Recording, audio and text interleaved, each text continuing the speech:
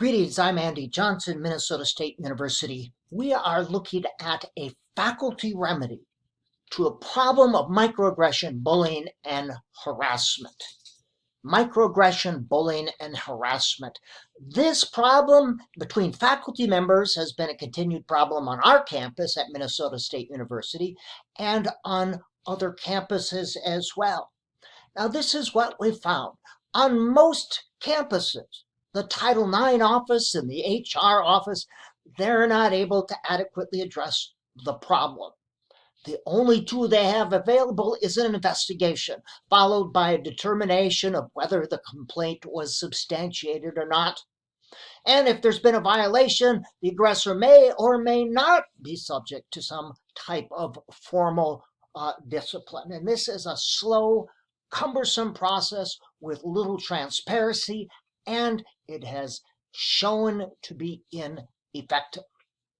As well, microaggression, bullying, harassment most often occurs between union members, and unions have also been ineffective in addressing the problem. Our union, the interfaculty organization, we can't rely on unions.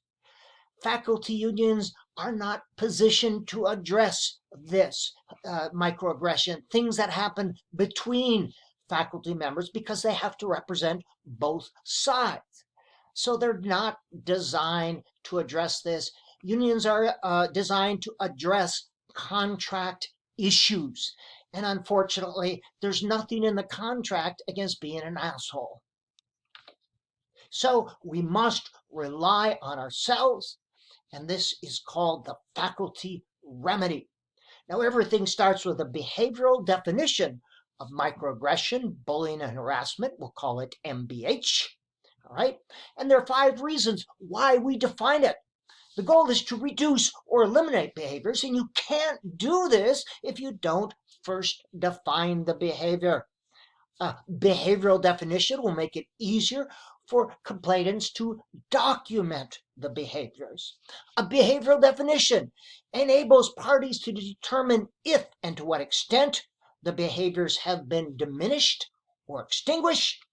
A behavioral definition will make it more difficult to misrepresent situations where there were no MBH behaviors. And we can't assume that all faculty members know what microaggression, bullying, and harassment is. So defining these in behavioral terms will make it more likely that faculty will know what it is when they see it. And I've done this in another video. So let's look at the faculty remedy. There are 3 options. The faculty remedy option that I will describe here, adaptable resolution, which is coming, and traditional HR Title IX. And you can see the faculty member has 3 options if they're experiencing microaggression, bullying, harassment. We will talk about this one, but they also can go straight to the adaptable resolution process or straight to the Title IX HR option. They have their choice. So this is the process. In response to a situation, the faculty member meets with the faculty remedy and support group, and we're going to call that just the group. They do this individually with one faculty or as a group for support. The faculty member is encouraged to start documenting the behaviors, and then the faculty member can decide to move forward or not. Now, if the faculty member wants to move forward, they still have a choice. They can ask a group member, to have an informal conversation with the perpetrator, or meet with the dean and a group member, or they can meet with the perpetrator and a group member. That is their choice if they want to do that, if they want to resolve this.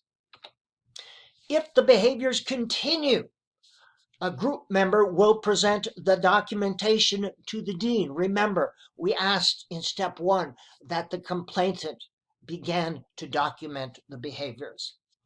If it still continues, a group member will present the documentation to the provost. And if it still continues, the faculty member may choose to file a formal complaint on campus or take it off campus with the U.S. Equal Employment Opportunities Commission, or in our state, Minnesota Department of Human Rights. Now, the group, the Faculty Remedy and Support Group, is comprised of 7 to no more than 10 members. The initial function of this group will be to support and assist faculty members experiencing MBH using the faculty remedy process. Members will serve staggered 3-year terms with no consecutive terms. 2 or 3 members would rotate in each year, and it has to be inclusive. That's the goal in terms of gender, disability, sexual orientation, racial and ethnic identities. Members could come from the faculty at large or even retired faculty members. Members of the group will receive training by external experts related to microaggression, bullying, harassment, trauma-informed conflict resolution, and restorative justice. And to be part of this group, candidates must be nominated. They can't self-nominate. And our diversity caucuses are going to be encouraged to nominate members. And once they are nominated, the group will select from the possible nominations. They'll be asked to write a supporting statement. We'll use that to select group members. All right. Now, once selected, a new member has to attend a training session before serving. This is the process, the faculty remedy process.